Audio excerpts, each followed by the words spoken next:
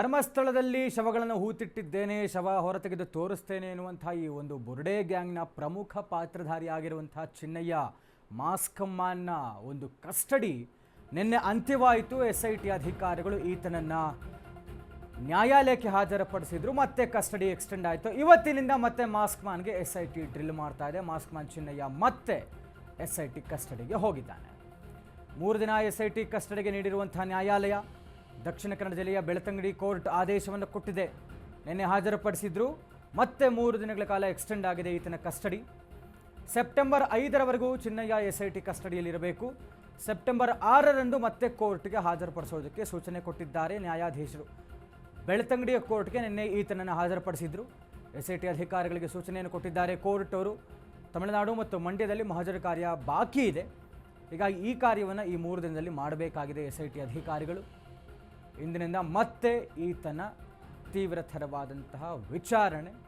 ಚಿನ್ನಯ್ಯ ಮತ್ತೆ SIT ಕಸ್ಟಡಿಗೆ ಹೋಗಿದ್ದಾನೆ. ನಿನ್ನೆ ಈ ಹಿಂದಿನ ಆದೇಶದಿಂದ 10 ದಿನಗಳು ನಿನ್ನೆಗೆ ಅಂತ್ಯವಾಯಿತು ಈತನ ಕಸ್ಟಡಿ. ಹೀಗಾಗಿ ಆರೋಗ್ಯ ತಪಾಸಣೆಯನ್ನು ಮಾಡಿ ಈತನನ್ನು ಬೆಳ್ತಂಗಡಿಯ ಕೋರ್ಟ್ಗೆ ಹಾಜರುಪಡಿಸಲಾಯಿತು. ನ್ಯಾಯಾಧೀಶರು ಮತ್ತೆ ಈತನನ್ನು SIT ಕಸ್ಟಡಿಗೆ ಕೊಟ್ಟಿದ್ದಾರೆ. ಟಿಲ್ ಸೆಪ್ಟೆಂಬರ್ 5th, ಸೆಪ್ಟೆಂಬರ್ 5ರವರೆಗೂ ಚಿನ್ನಯ್ಯ SIT ಕಸ್ಟಡಿಯಲ್ಲಿ ಇರಬೇಕು. ಸೆಪ್ಟೆಂಬರ್ 6ಕ್ಕೆ ಮತ್ತೆ ಈತನನ್ನು ಬೆಳ್ತಂಗಡಿಯ ನ್ಯಾಯಾಲಯಕ್ಕೆ ಹಾಜರುಪಡಿಸಬೇಕಾಗತ್ತೆ.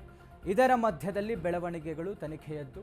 ಈತನನ್ನು ಬೆಂಗಳೂರಿಗೆ ಕರೆತರಲಾಯಿತು. ಈತನ ಹಿಂದೆ ನಿಂತಿರುವಂತಹ ಕಾಣದ ಕೈಗಳು ಯಾರಿದ್ದಾರೆ ಅವರುಗಳ ಮನೆಯಲ್ಲಿ, ಅಂದರೆ ಈತ ಏನು ಧರ್ಮಸ್ಥಳದಿಂದ ಬುರ್ಡೆ ತಂದಿದ್ದ, ಬುರ್ಡೆಯನ್ನು ತೆಗೆದುಕೊಂಡು ಬಂದು ಈತನ ಮೂಲ ನಿವಾಸ ತಮಿಳುನಾಡಿನ ಸೇಲಂ, ಅಲ್ಲಿಂದ ಪುನಃ ಬೆಂಗಳೂರಿನಲ್ಲಿ ಇಬ್ಬರ ಭೇಟಿ, ಇಲ್ಲಿಂದ ಪುನಃ ದೆಲ್ಲಿಯ ಕಡೆಗೆ, ದೆಲ್ಲಿಯಿಂದ ಪುನಃ ಬೆಂಗಳೂರು ವಕೀಲರ ಕಚೇರಿ, ಇಲ್ಲಿಂದ ಧರ್ಮಸ್ಥಳಕ್ಕೆ ಬುರ್ಡೆಯನ್ನು ತೆಗೆದುಕೊಂಡು ಹೋಗಿ ಶರಣಾಗತಿ ಆಗ್ತಾನೆ. ಹೀಗಾಗಿ ದ ವೇ ಆಫ್ ಪ್ರಾಸೆಸ್ ಏನಿದೆ ಇದೆಲ್ಲವೂ ಕೂಡ ಮಹಜರ ಪ್ರಕ್ರಿಯೆಗಳು, ಪಂಚನಾಮೆಗಳಾಗಬೇಕಾಗಿದೆ. ಹೀಗಾಗಿ ಸದ್ಯಕ್ಕೆ ಈ ಹಿಂದಿನ ಬೆಳವಣಿಗೆಯಲ್ಲಿ ಈತನನ್ನು ಬೆಂಗಳೂರಿಗೆ ಕರೆತಂದಿದ್ದರು. ಬೆಂಗಳೂರಿನಲ್ಲಿ ಏನು ಈ ಜಯಂತ್ ಟಿ ಅನ್ನುವಂಥವರ ಮನೆಯಲ್ಲಿದ್ದ, ಅವರ ಸಂಪರ್ಕದಿಲ್ಲ. ಇದೇ ವಿಚಾರವಾಗಿ ಆವತ್ತ ಇದ್ದಂತಹ ಲಾಡ್ಜ್, ಮೀಟಿಂಗ್ಸ್ ಆಗಿದ್ದಂತಹ ಫ್ಲ್ಯಾಟ್ ಎಲ್ಲವೂ ಕೂಡ ಸ್ಥಳ ಮಹಜರ ಪ್ರಕ್ರಿಯೆ ಆಗಿದೆ. ಬಾಕಿ ಉಳಿದಿರುವಂಥದ್ದು ಈತನ ಮೂಲ ನಿವಾಸ, ಅದು ಈತನ ನೇಟಿವ್ ಮಂಡ್ಯ, ಬಟ್ ಈತ ಇದ್ದಂಥದ್ದು ತಮಿಳುನಾಡಿನ ಸೇಲಂ. ಇಲ್ಲೆಲ್ಲವೂ ಕೂಡ ಮಹಜರ ಪ್ರಕ್ರಿಯೆ ಬಾಕಿ ಇದೆ. ಸದ್ಯಕ್ಕೆ 3 ದಿನಗಳ ಕಸ್ಟಡಿ ಎಕ್ಸ್ಟೆನ್ಷನ್ ಆಗಿದೆ. ಸೆಪ್ಟೆಂಬರ್ 5ಥವರೆಗೂ ಕೂಡ ಈತ SIT ಅಧಿಕಾರಿಗಳ ಕಸ್ಟಡಿಯಲ್ಲಿ ಇರಬೇಕಾಗತ್ತೆ. ಅವರು ಕೇಳುವಂಥ ಪ್ರಶ್ನೆಗಳಿಗೆ ಉತ್ತರವನ್ನು ಕೊಡಬೇಕಾಗತ್ತೆ. ಇತ್ತ ಮಾಸ್ಕಮ್ಯಾನ್ ಚಿನ್ನಯ್ಯನ ತೀವ್ರ ವಿಚಾರಣೆ ಆಗ್ತಾ ಇದೆ. ಆತನಿಗೆ ಸಂಕಷ್ಟ ಎದುರಾಗ್ತಾ ಇರುವಂಥ ಮಧ್ಯದಲ್ಲಿ ಈತನ ಪರ ವಕಾಲತ್ತು ವಹಿಸಿರುವಂತಹ ಚಿನ್ನಯ್ಯ ವಕೀಲರಿಗೂ ಕೂಡ ಸಂಕಷ್ಟ ಎದುರಾಗಿದೆ. ಧರ್ಮಸ್ಥಳ ಷಡ್ಯಂತ್ರ ಕೇಸಲ್ಲಿ ಚಿನ್ನಯ್ಯ ಬಂಧನ ವಿಚಾರ ಸುಪ್ರೀಂ ಕೋರ್ಟ್ ವಕೀಲ KV ಧನಂಜಯ್ ವಿರುದ್ಧ ದೂರು ದಾಖಲಾಗಿದೆ. ವಕೀಲರ ತಂಡದ ವಿರುದ್ಧ SITಯಲ್ಲಿ ದೂರು ದಾಖಲಾಗಿದೆ. ಷಡ್ಯಂತ್ರದಲ್ಲಿ ವಕೀಲರು ಭಾಗಿಯಾಗಿರುವಂತಹ ಸಾಧ್ಯತೆ ಹಿನ್ನೆಲೆ ದೂರು ಕೊಡಲಾಗಿದೆ. ವಕೀಲ ಧನಂಜಯ್ ಬಳಿ ದಾಖಲೆ ನೀಡಿದ್ದಾಗಿ ಚಿನ್ನಯ್ಯ ಹೇಳಿಕೆ ಕೊಟ್ಟಿದ್ದ. ವಕೀಲರನ್ನ ವಿಚಾರಣೆ ನಡೆಸಲು ಕೋರಿ SITಗೆ ದೂರು ನೀಡಲಾಗಿದೆ. ಸುಪ್ರೀಂ ಕೋರ್ಟ್ ವಕೀಲ ಧನಂಜಯ್, ಈತನ ಪರ ವಕಾಲತ್ತು ವಹಿಸಿದ್ದಂಥವರು ಇವರದ್ದೇ ವಕೀಲರ ತಂಡ.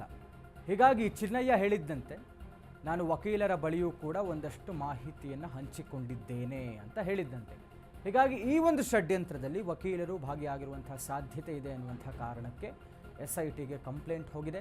ಹೀಗಾಗಿ ವಕೀಲರ ತಂಡವನ್ನು ಏನಿ ಓಜಸ್ವಿ ಗೌಡ ಮತ್ತು ಸಚಿನ್ ದೇಶಪಾಂಡೆ ಅವರು, ವಕೀಲರ ತಂಡ, ಅವರು ಧನಂಜಯ್ ಅವರ ಜೂನಿಯರ್ಸ್, ಇವರದೇ ತಂಡ ಈ ಒಂದು ವಕಾಲತ್ತನ್ನು ವಹಿಸಿದ್ದು. ಹೀಗಾಗಿ ಷಡ್ಯಂತ್ರದಲ್ಲಿ ಇವರುಗಳು ಕೂಡ ಭಾಗಿಯಾಗಿದ್ದಾರೆ. ಜೊತೆಗೆ ಚಿನ್ನಯ್ಯ ಇವರ ಬಳಿಯೂ ಕೂಡ ಒಂದಷ್ಟು ದಾಖಲೆಗಳನ್ನು ಕೊಟ್ಟಿದ್ದೇನೆ, ಮಾಹಿತಿಯನ್ನು ಹಂಚಿಕೊಂಡಿದ್ದೇನೆ ಅಂತ ಹೇಳಿರುವಂಥ ಕಾರಣ ಇವರಿಂದನೂ ಒಂದಷ್ಟು ಮಾಹಿತಿಯನ್ನು ಪಡೆದುಕೊಳ್ಳಬಹುದು ಅನ್ನುವಂಥ ಕಾರಣಕ್ಕೆ SITಗೆ ಇದೀಗ ಕಂಪ್ಲೇಂಟ್ ಹೋಗಿದೆ.